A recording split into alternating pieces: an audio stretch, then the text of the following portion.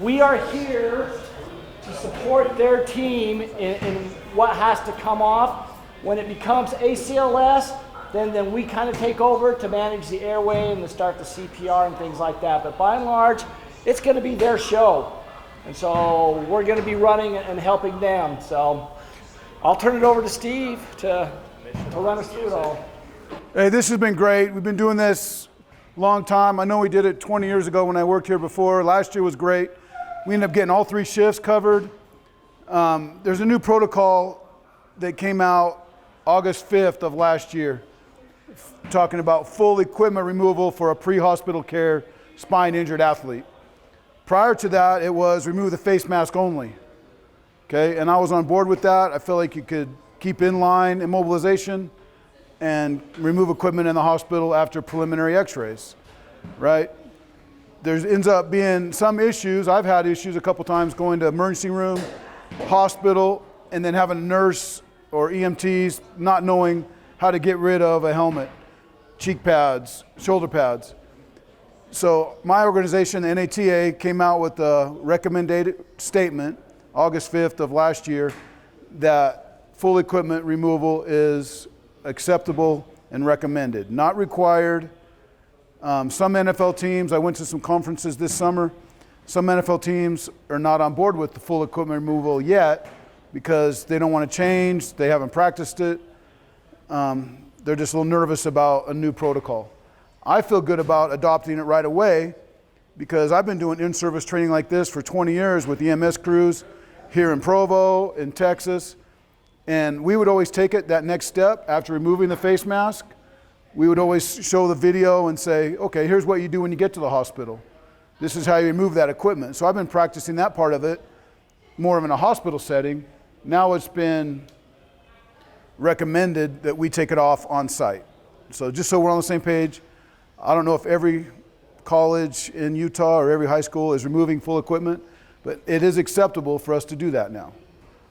So if you see that, and before every game, I'm going to communicate with the visiting team and say, we've adopted the new protocols, we're removing full equipment, what are you guys doing? Last year, it was about 50-50. Some teams were like, yep, we're doing like you, we're moving equipment, removing equipment on the field, just like you guys are. Others are, no, we're just doing face mask only. So whatever that visiting team wants, we'll let them make that call for their player. We'll be removing our equipment. We did have that situation last year, August 11th, after this new protocol came out, August 5th. So one of our players, the first day of full contact practice, 6'7", 230-pound guy, had just switched from tight end. Dean brought this up yesterday. Just switched from tight end to an outside linebacker. And he had been on a mission, had 2 shoulder surgeries. So he missed his freshman year due to shoulder surgery, mission, another shoulder. So he really hadn't played football for 4 years. And he had switched from a tight end to a linebacker. So first day in pads, he comes downhill, drops his head, which we try to we teach, don't axial load. So we teach, hit with your head up. See what you hit. So if there's a blow at the head, which we don't want, we want the head to the side, tackle with the shoulder, lift, more of a rugby style tackle, right? Our coaches are teaching that now. But if there is head-to-head contact, your head is up at the numbers, you're seeing what you hit, tackling with the shoulder. Well, he came downhill, did exactly what we teach not to do. He came in and dropped, axial loaded. So when you axial load, all that force goes into the spine rather than into extension or absorbed with neck muscles and all that. So he axial loaded, he came downhill, running back was coming, he came from the outside, dropped, axial loaded, rotated, went posturing position, went to the ground, was fully conscious, was complaining about neck pain, bilateral upper extremity, numbness and tingling, a little bit of tingling in the feet and legs. So my protocol has always been, anytime I get 2 extremities involved or severe neck pain and unilateral, I'm going to spine board him. So he did have neck pain. As I was palpating the spinous process, I've seen, wanted to make sure I palpated 3 or 4 times. I felt like there was a void there. Had bilateral upper extremity numbness, weakness. He did have motor function in his hands, did have motor function in his feet. Sensation was diminished, but the bilateral numbness and tingling, we activated EMS right away, decided we're going to spine board. All my crew brought the gear out, we immobilized, removed equipment, got him on the board, put the C-collar on him, strapped him in, put him on our gator. That's another part of our protocol. If it's on the practice field or the game field, we're going to load him on our gator, and then we're going to drive, and like we met the ambulance, right as we packaged our guy up last year, just as we were coming out through the gate, basically pulled up to the side road right here where the gate is. We pulled up. Within about 30 seconds, the ambulance was here. Loaded him on the ambulance, got him to the hospital. It was as fast and clean as it could be. And the good thing, what was nice about it, we had just practiced it 3 times with the student trainers and with EMS. It was a really calm situation, very little movement. The athlete felt comfortable, conscious the whole time, and it was the best outcome as we could have had. He ended up having a fractured, dislocated C-spine. He had a C5-6 facet jump dislocation, so C5 dislocated, rotated over the top of C6, and all the neurosurgeons and doctors at the hospital said they usually see that CT scan, and usually there's paralysis. Usually they're a quad at that level. He said if that would have rotated another millimeter off the other side of that facet, it could have been bad news for that spinal cord.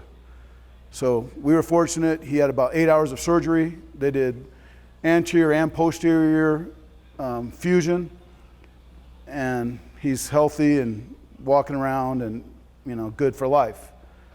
So the practice paid off.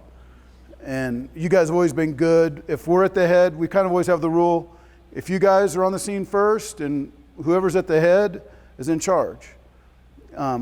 I respect what you guys do. I know you guys, your protocols have changed. We talked about it yesterday as far as how many people you guys are spine boarding now. But I know that you guys spine board in the past 5 times a day or multiple times in a day. I end up doing it a few times a year maybe. Maybe once or twice in a real setting on a field, 3 or 4 times practicing. I feel comfortable doing it. I'm glad we can all assist each other. But what is good about it is it's not like a power struggle. Whoever's at the head's in charge, and we support each other. It's not like switching authority or something. Like when a doctor comes, give up the head, or when you guys come, give up the head. Right? That's all good. Kind of just keep that in line immobilization to take care of that athlete, so there's no spinal movement. Right? So, what's good about this? I think we'll skip watching the video. Most of you guys seen the video in the past where it talks about removing face mask and log rolling compared to, sometimes they call it the 6-man lift, 8-man plus lift. I like to call it 9-man plus lift because you've got 1 at the head, at least 4 on the side.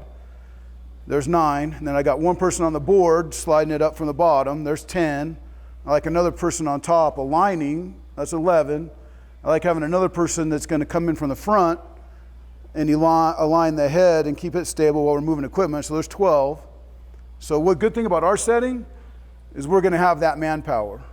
We've got 5 on staff and 11 student trainers.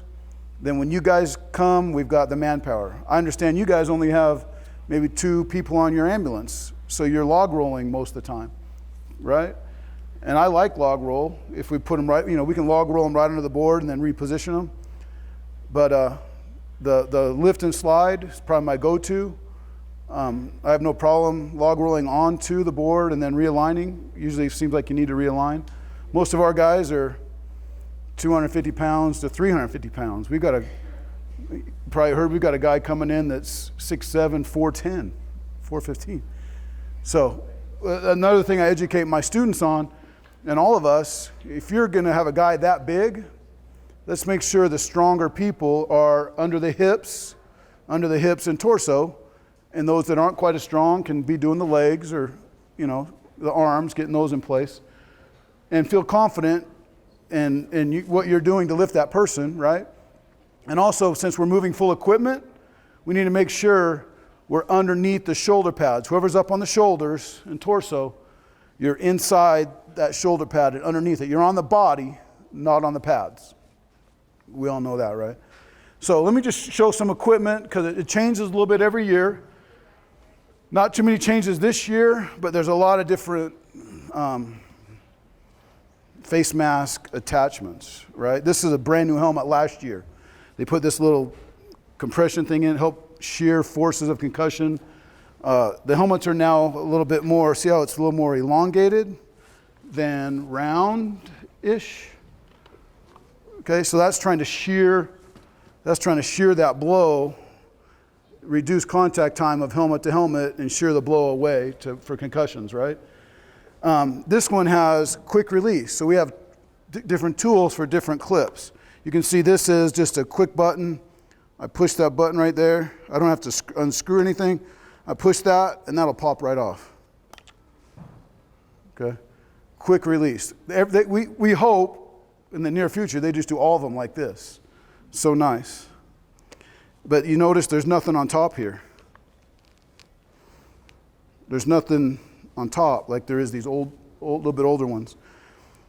So we can do quick release on both of these. I still want to get rid of the face mask first, just in case there's an airway compromise. And plus, if I'm removing the helmet, I never want to spread the helmet. If I spread the helmet, what happens anterior posterior? That would flatten out and put pressure. So I'm not going to spread. So I'm just going to pull maybe a little bit of rotation. So I don't want that face mask, if it's a long one, catching the chin or anything as I'm removing the helmet. So we're still going to get rid of the face mask and then do shoulder pad helmet. The protocol has always been, if you remove the shoulder pads for any reason or the helmet for any reason, they both come off. Because you don't want that, flexion or extension if you remove the helmet versus the shoulder pad. They've always come off as a unit. If one comes off, they both come off. So that's still true. You can see these chin straps, there are no buttons and snaps on these, so we're cutting these. For today, we'll just kind of pretend, cut, we'll kind of get it up out of the way. We're not going to damage equipment, but that's one thing, you got to know your equipment, right? Because it does change. And look at these ear pads. They're no longer the old school ear pad. This is still a little bit newer. Hold this for me, Matt. Like that one, still it's free, it's not connected. You look at this one, it's all the way up inside there. It's going to be pretty hard for me to remove that on his head.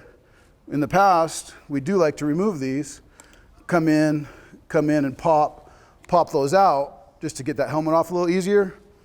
But this, I've done it in practice with someone on it, but you have to get it off, then kind of wiggle up here and wiggle it out of there. We're trying to minimize movement. So if we can get the helmet off without removing these on these newer style, we will. I think we can. We do have needles in here we have some 18 gauge needles in our little kit to remove equipment where we'll go in and remove some of the air pressure so we can decrease that if we need to, just get that helmet off without that tight pressure around the head. So we've got different tools. There are cutting tools that we'll use. This old school, this is one of the first ones that came out of Trainer's Angel. And the design of this one was to go around and cut it off here, or you could cut it this way. You could come across here, get it across there, and have that gap for the bar, cut there. But if that didn't work, then you could still slice kind of the top. With this extra bar here, it's hard to get up in there, right? So they came out, this will work. You might have to do a couple different angles. Then they came out with the Trainer's Angel that will cut. So with this one, you basically would cut on this side of the face mask, cut that loop strap off, cut the loop strap off here, cut it off here. It's a little bit longer, and we just cut it off, right? It works pretty nice on this top one. A little more difficult with bars around here. So we will have these available to cut our clips off, but our number one, first choice, go-to is going to be just a regular old school screwdriver, either power or manual. Some people went away from that for a while because you can get old clips that are maybe rusted or stripped out, right? So these won't even work for this, but if we were on this one using a screwdriver and it was rusted out or stripped, I would then cut. But my first attempt is going to be just a screwdriver, okay? Because there's less movement, it's nice and clean, they come out real easy if there's no stripping or rusting, okay? So first we're going to go screwdriver. If that's a delay, we're going to cut. This other system right here, this other clip is a quick release. It's just a quarter turn. Quarter turn, boom. Why do they do that there and not there? I don't know. Maybe because next year they'll do it so they can sell new helmets next year? I don't know. But you think they would go, so that's super easy. Quick release, boom. So I would have to either screwdriver this or cut these. Okay? So I think that's one main reason why my NATA said just remove the equipment on the field. You guys know the equipment, you work with it, it changes yearly. You guys are spine boarding every day. We're dealing with a lot of this equipment every day. So I think that's why it was just get the equipment off. It actually, to me, simplifies everything. So you don't have to get them all strapped in a spine board, then remove all that stuff once you get to the hospital. When you remove the equipment on the field and put a seat collar on them, then you can go straight to CT or straight to X-ray or straight to MRI, and it's less of a hassle, probably faster just to get it off originally than maybe a two-step process. Face mask only on the field, remove all the equipment in the hospital, where you have to unstrap them and unboard them, maybe to get that equipment off. Okay? It makes sense to me and simplifies. You guys good with that? This was a new development last year. You know, back in our days when we were playing, what did we have here? Just old laces, right? We could untie them, whatever. We could cut them easy. Now there's hardly laces anywhere anymore. So if we need access to the chest, we're going to cut. Our protocol, we're always going to cut away from the face, away from vital organs. So we're going to try to always cut jerseys and all our equipment down and away rather than up toward a face. So we would cut jersey down and away, middle, we'd cut jersey down the arms, then we'd cut shoulder pads here, open up. And back here, we've got some posterior plates. We can sometimes unclip them. We can cut here. We're not going to be cutting through here, but we'd probably just leave all that there, open up the front, and be able to slide it up the top. Everything's going to slide anterior. Everything's going to come out the top. It's not going to come out the sides. We're not trying to cut it in half and go out each side. We're going to remove everything and come out the top. This was just developed last year, where they put a little ripcord right here. So if you cut that, now it releases. It releases the front strap. So you can just cut here instead of here. And I haven't actually cut one yet, but that looks like a pretty tough cut. Might have to use a scalpel. Well, they're developing some new equipment and technology every year where, cut that and it's a quick release where I can access, split the shoulder pads and get rid of them pretty quick. Okay? So that's a new thing. In real life, we would cut all this stuff, right? We would cut. For practice, we'll undo instead of, and we're not on a speed clock today. We're going to practice. We're going to talk through it. I did take a course a few years ago that's called 2 minutes or less. That kind of teaches you basically, do your C-spine evaluation, cranial nerves, and then do sensory and motor on your extremities. Spine board them. Try to get it all packaged up in 2 minutes or less. As fast as you can tape an ankle, get them spine boarded. But it's not a rush, right? We're not trying to. No rush. We're just trying to keep them calm, immobile, neutral spine. Couple things that come up every year.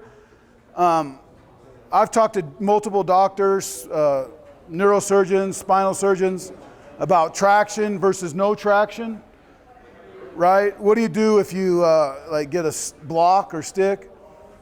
There was some proponents for traction for a while, but the thing with traction, if you apply traction, that 20, 30 pounds of traction, I've been taught once you apply traction, you got to keep it, maintain it at that same amount of pressure once you get it on until basically they evaluate and x-ray and do whatever.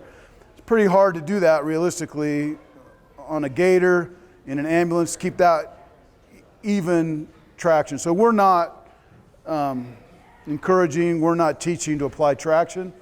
And then if someone's, prone and all sideways, we're teaching, as you log roll into that supine position, usually the spine, the neck will reduce or line up in neutral position.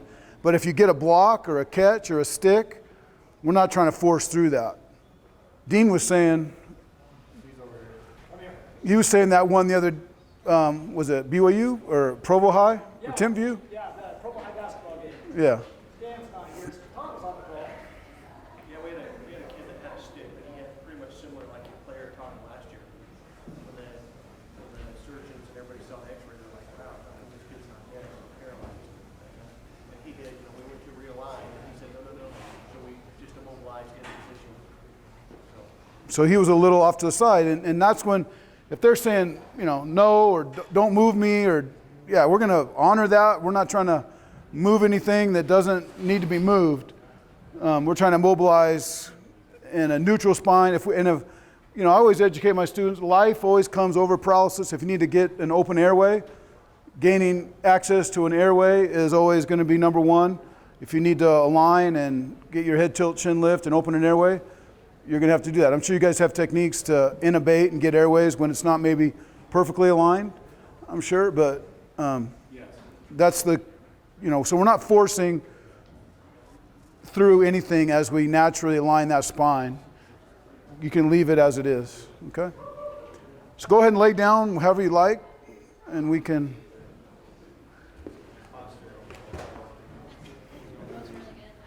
Okay, you guys want conscious, unconscious, feedback from this guy? No feedback? No feedback. So he's unconscious? He's unconscious and he's breathing. Yeah. Okay. So we'll make it easy, unconscious and breathing. So normally I'll come on the scene if I've got unconscious athlete, if I can check that right away. Hello, can you hear me? So unconscious athlete, I'm going to always assume head and neck injury.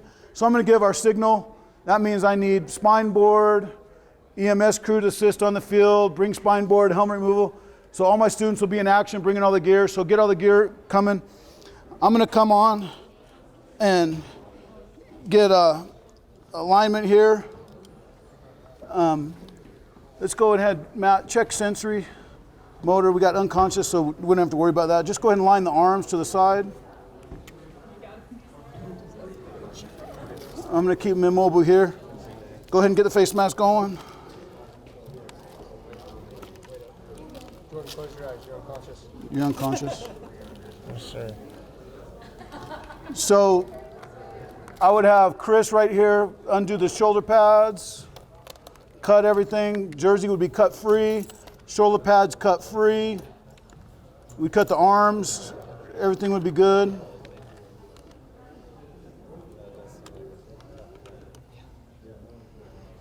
Is that our quarter turn? I'd probably use straight slot. Use a straight slot on that quarter turn. It looks like it's free. It's free. Just open it. Just pull it. Just pull it. There we go. So good. Now we would cut this off. We'd cut our chin strap, but just go ahead and unsnap.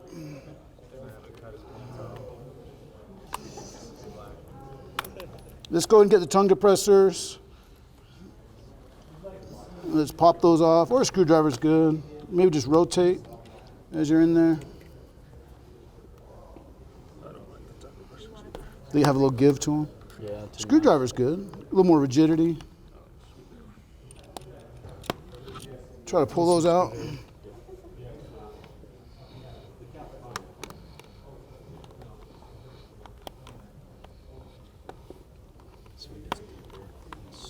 Okay, is Brett available or we got someone else? Brett, use you. Someone else can do it. Coming. Okay, so we're pretty much ready to get the equipment off. Oops, sorry. Okay. Let me come from this side. So I need 2 people on each side. Make sure your hands are placed under the shoulder pads. That's the hard part, is getting around you. Brett's going to come in from the front, keep immobilization under the equipment. We're only going to lift about 2 inches. This is normally cut, so Yeah, it'll be cut. it's wide open. We're just going to lift torso 2 inches on 3. We're going to lift on 3. Everybody ready? Ready. 1, 2, 3. So we're going to come right out the front.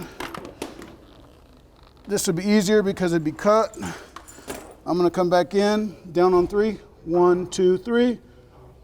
Boom. Okay. Now we're going to lift and slide the board. Everybody get up underneath. So right now, in this position, we're going to put a seat collar on him. We've got the seat collar. Let me have one of the EMTs put a seat collar on.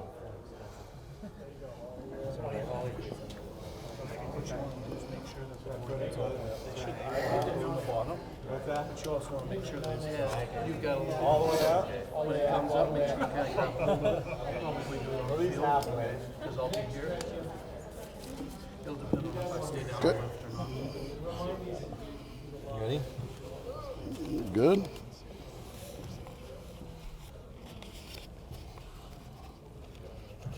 How you feeling, buddy? He's These still are not made to be. He's still unconscious. He's staring at me.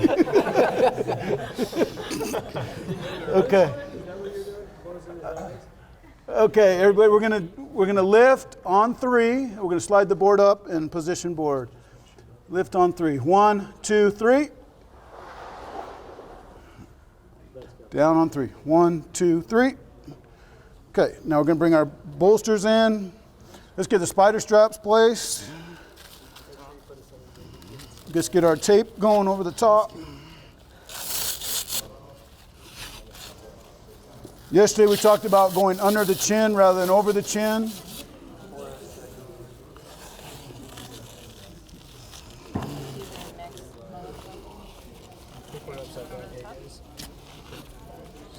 Wait, we're upside down. Okay. Okay. Oh, stiff. I think we're gonna make some Velcro things we can use. Oh, you got the other one? Yep, I got the other one going. That's good. Make sure you got plenty of length right there on that tape.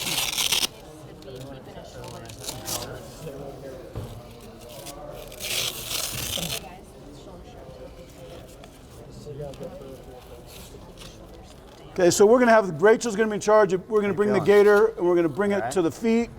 We're gonna lift and they would slide them right on the gator. So I'm not having to go backwards. We're gonna slide from the feet right onto our gator. So we could practice lifting. Okay, everyone get in a good lift position. Everybody ready? We're gonna lift on 3. 1, 2, 3. Boom. Okay, then we'd walk, slide on the gator. And then we're gonna lock in the board to the gator as well. Okay. On the gator. So down on 3. 1, 2, 3. Boom. Boom. So that's good. Don't go too crazy because we're pretending we're cutting. So this one's going to be not a non-breather. So the pros are going to let us show us what's up. I don't know about that. We'll fill in and assist and have the gear and stuff. One thing, so my students, one thing we talked about yesterday, we had one like this. If he's laying that way, what way am I going to log roll? I'm not going to go to my left up and over that face mask, right? So, and I'm not going to just come in here. Well, for this one, it's crisscross. I'm going to come in like this, so as we go, it lines up, right? I wouldn't come in this way. I would definitely come this way. So as I cross, I'm neutral, and I'm never rolling over a face mask. And if we have shoulder pads involved, we're going to put arms down to the side. If there's no shoulder pads, arm is going to come up to help assist in that roll. Okay, we all kind of talked about that yesterday. Okay. Go for it. You're supposed to be not breathing. Stop breathing, but stop breathing. Let's see how fast we can do this, non-breather. Are we planning on not taking Yeah, let's out get the some cheap guys down pads? here. We're gonna log roll them. Probably we're gonna try without it. We'll probably just remove air. I'm not gonna dig way up in there. Because I mean, you can move it, but that's Okay, you ready? way back. I know. Okay, I'm gonna count on 3. 1, 2, 3, roll. Be in charge of the board. Perfect. Okay, let's get your guys in. Let's get the face piece removed. I'm gonna cut those. You be in charge of the board. I mean, isn't it more important to just get this off immediately instead of I like? want to get this off so we can get a BBM going while we get everything else ready to go. Right now I'm going to be assessing an airway, seeing if we can get it open just by moving, getting his jaw and opening his airway. You guys normally just rip it off? Is that what Well, you're that's what saying? we She would. She would just. Kelly would. Superwoman. did is we just took it off. Took it, okay. Yeah, Okay. It all depends on how long he's been down. yeah. I mean, if we got time, I'd like to just get the face mask off so we can drop it OPA in, we can get an airway open. If he's, and then see if that'll start breathing. Okay. If that doesn't, by getting just the airway open, if he doesn't start breathing, now I can start bagging and we can have somebody then move the mask. Yeah, so chin straps, I saw someone tend to cut those. Yeah. So we're bagging, you guys know what an OPA is? Yeah, it's kind of looks like a big kind of hook thing. Yeah. So with this going, you open that up, you put it in upside down, slide it in, kind of twist it as So you go in. what would be happening if? So you would keep immobilization. So would someone else be? You'd be on the bag. Right. Right. So yeah, so you'd be setting that up, get an OPA in.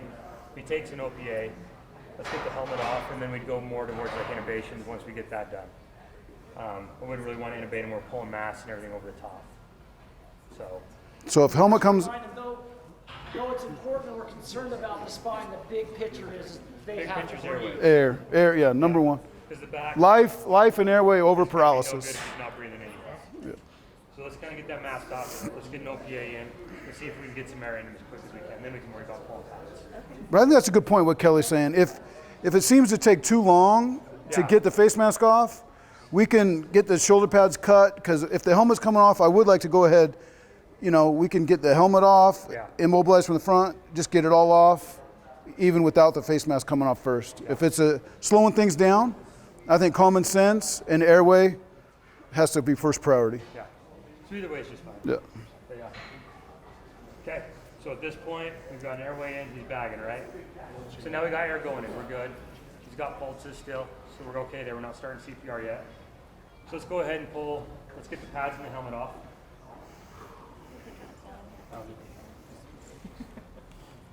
Yeah, these are tough. Did we just go over it last time? With that on? Yeah. We just loosen it best you can. Okay. We're not going to take the cheap pads over this. Okay. We're gonna- I got the C-spine. I don't want to pull that helmet off. You want to lift? Chris, why don't you come in and immobilize head? Or Matt, you got it? Then Brady's got shoulders. Good. So they're good. They got it. Okay. Do we, for the pads, we lift? Get up in there. Really good immobilization Down, under lift on everything. 3, 1, Good. and 3. Helmet. Pads. Okay, down on 3, 1, 2, 3. Okay, at this point, if he's still not breathing, we're going to go to secured airway. We're going to get an intubation tube placed. Get a few other monitors kind of set up, kind of monitor how well he's breathing, how well our ventilations are doing, make sure everything else is good. And just kind of take it, if he's got good sats and everything, we can kind of slow things down a little bit. And then let's get ready to board him. And we could have log rolled right onto the board. You can log roll initially onto the board or do it now. Yeah. He's not breathing. Not breathing, we're worrying about all the airway stuff. Yep. Okay, everyone ready? Yep, you're still bagging. Up on 3, 1, 2. Why don't you align Matt? Align the board on top, Matt. Okay, let's get a C-spine. One down, 1, 2, 3 down. Then hand that to your EMT. That collar. Go ahead and get that collar on. Strap out. There we go. Go for it. Get those in there. Start strapping. Try to multitask a little bit. Good job.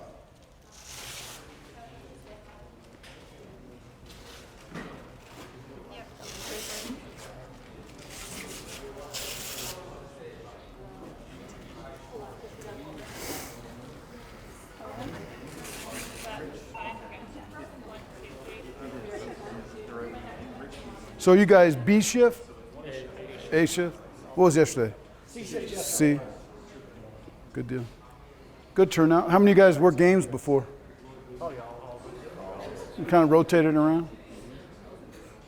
We'll try to always touch base about an hour before the game, 30 minutes to an hour before, and just so we all know who everyone is and where you're at.